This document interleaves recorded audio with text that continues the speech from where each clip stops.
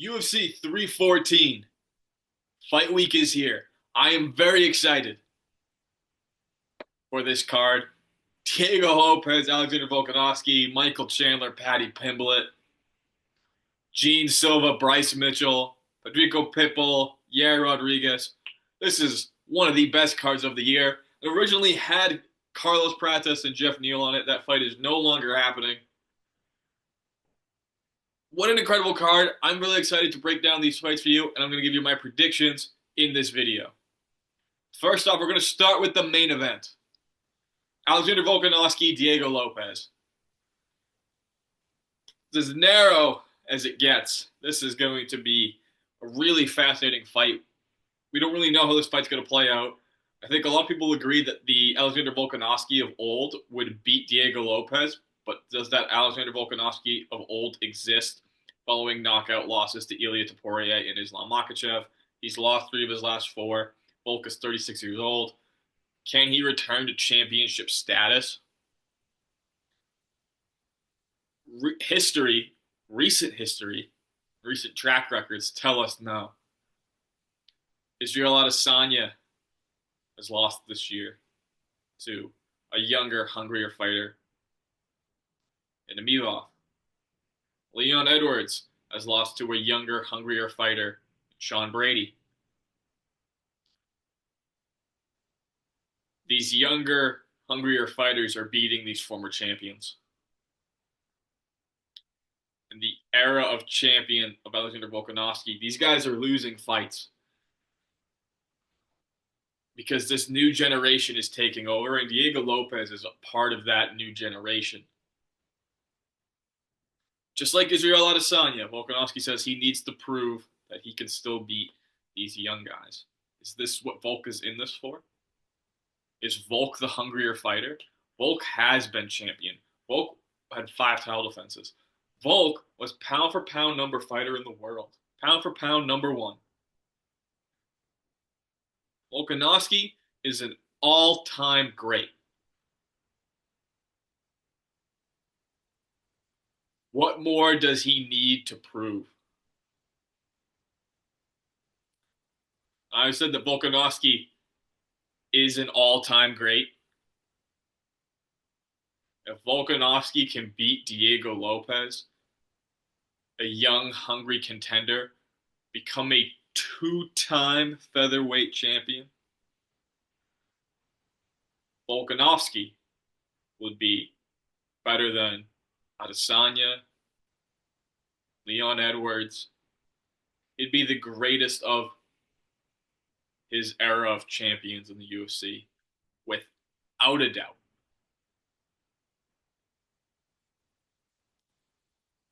I think he already is, in my opinion. I think very highly of Alexander Volkanovski. He's an incredible fighter. But I think the odds are stacked against him here. History tells us that Diego Lopes would win this fight. And Volkanovski has been knocked out in his last 2 fights. He's taken a year plus off. It's been about 14 months now. That's going to help him a lot in terms of recovery. But the second Diego Lopes hurts him, he will go for that finish. Diego Lopes is fast. He's explosive. He's dangerous. He has that killer instinct.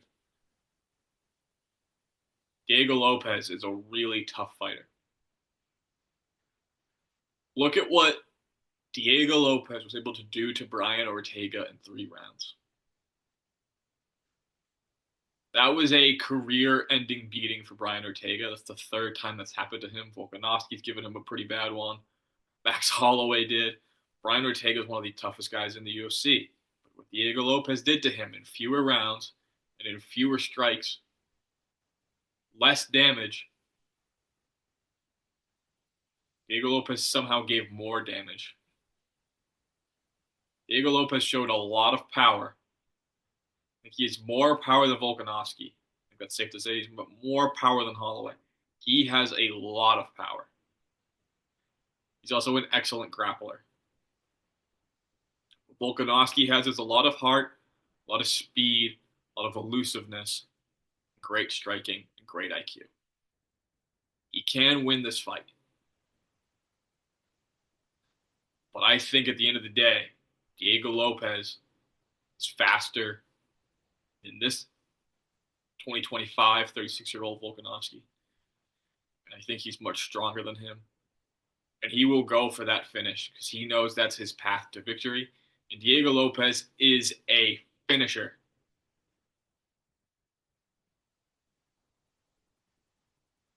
It's going to be an incredible fight. I'm really excited for it. I do think this is the end of Alexander Volkanovski at the top of the UFC's featherweight division. I do think Diego Lopes is going to win. Third round knockout. Look at what Volkanovski has done in his career. Look at what Diego Lopes has done in his career. Lopes will never be able to have the career of Alexander Volkanovski. It's quite an incredible career.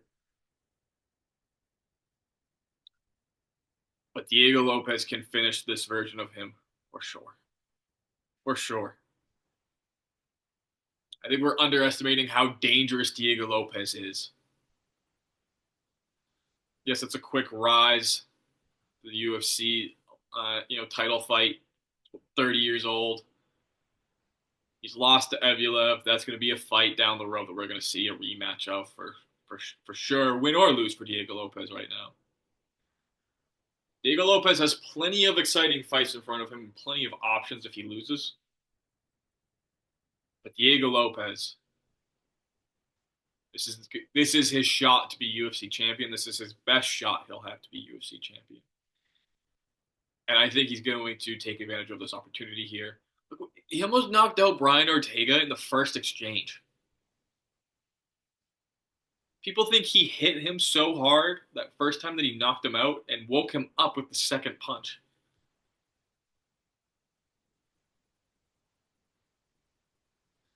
Diego Lopes is an incredible talent, incredible finisher. That's not what Volkanovski needs coming off 2 finish losses. 2 knockout losses. He does not need to fight someone like Diego Lopes. Diego Lopes, stylistically, is a nightmare for Alexander Volkanovski in this fight, given what he has just went through in his last 2 fights. So I have Diego Lopes becoming the new featherweight champion of the world. Round 3 KO. You've heard it here on the Interim Title Show. For the co-main event, Michael Chandler, Paddy Pimblett. This is an exciting fight, and I think this is going to be Michael Chandler's new role as being this gatekeeper for this lightweight division. Paddy Pimblett is this rising star. I think for Michael Chandler, we're going to see him fighting guys like Paddy Pimblett and Mauricio Rufy. Those guys to prove themselves that they are belonging to be fighting the elite of the elite in the UFC's most premier division. They got to go through Michael Chandler, one of the sport's biggest BMFs, one of the toughest guys in the sports. Yes, Michael Chandler has not had wins over elite opponents, but he has given them a handful in his fights. Michael Chandler is reckless. Michael Chandler is dangerous. And Michael Chandler needs to be that in order to have a chance against Paddy Pimblett. The reserved Michael Chandler, the calm Michael Chandler, the Michael Chandler willing to throw away rounds to Charles Oliveira, who fought at UFC 309, that Michael Chandler isn't beating Paddy Pimblett. Michael Chandler has to go all in to have a chance to win against a fighter that has the skills to beat him.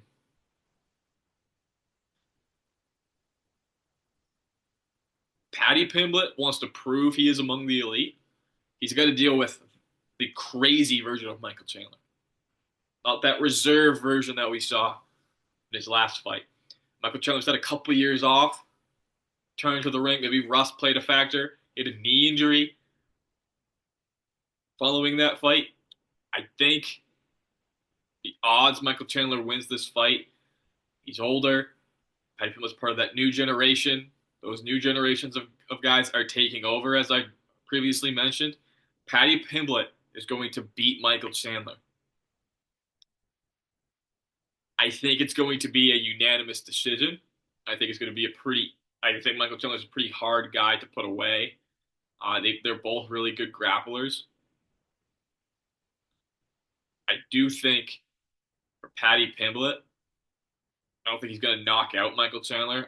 I don't see him finishing Michael Chandler, but I do think he has the skills to beat Michael Chandler in a 5-round fight. And I think he will. One thing to watch out for, though, this is a 5-round fight. Paddy Pimblett has not had a 5-round fight. Michael Chandler has had a 5-round fight. When Michael Chandler is down and his back is against the wall, that's when he takes his most risk. That's when he's most explosive. He's such an explosive athlete. He may pull off a last-minute crazy upset. We saw him nearly do it to Charles Oliveira. Michael Chandler is going to do everything he can to win, eye pokes, whatever. It's going to be a really interesting matchup. But I do have Paddy Pimblett winning via unanimous decision. And a win for Paddy Pimblett gets him close to a title shot, and we are on a collision course for Paddy Pimblett and Ilia Topuria, and that would be one of the nastier buildups we have seen in the UFC in quite some time. Speaking of nasty buildups, Gene Silva, Bryce Mitchell. I'm excited for this fight. Bryce Mitchell, one of the least likable people in the UFC, probably the least likable fighter in the UFC. He is a villain right now. Everyone dislikes Bryce Mitchell.